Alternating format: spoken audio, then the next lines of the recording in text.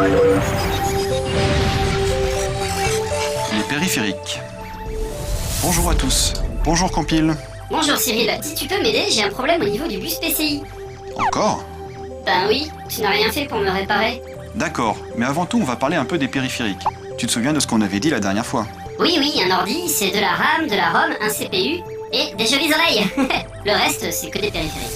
Oui, comme le nom l'indique, les périphériques c'est tout ce qu'il y a autour du cœur de l'ordinateur. Le CPU il n'y a pas accès directement. Pour ça il doit passer par d'autres circuits.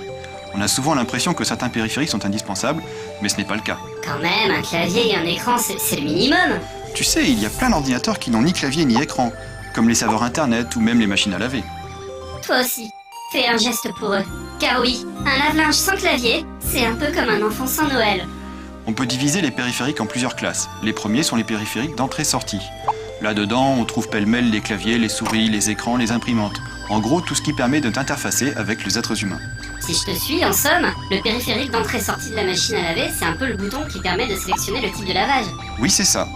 Ensuite, un autre type de périphérique est extrêmement important. Ce sont les périphériques de stockage. C'est ce qu'on appelle la mémoire de masse. Ah oui, comme la RAM et la ROM.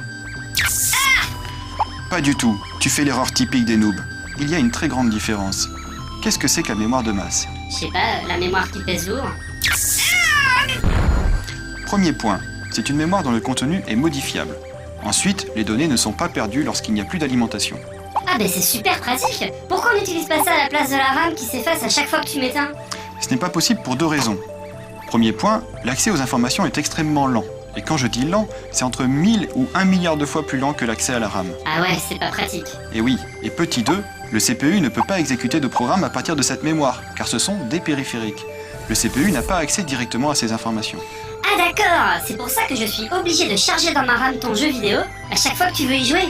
Absolument. Et c'est à cause de la nature même de la mémoire de masse. Ce sont souvent des moyens de stockage moins chers que la RAM, et qui peuvent stocker énormément plus de données. Ce sont souvent des systèmes mécaniques ou magnétiques. D'accord, alors c'est la cassette, la disquette, le disque dur. D'ailleurs, pourquoi dur? Ah, disque dur? Ah, c'est parce que quand tu l'ouvres, dedans, il y a des disques magnétiques, et ils sont durs. Parce que c'est mou une disquette peut-être? Et oui, ceux qui en ont connu savent tous que dans son boîtier, il y avait un disque magnétique souple, d'où le nom anglais floppy disk.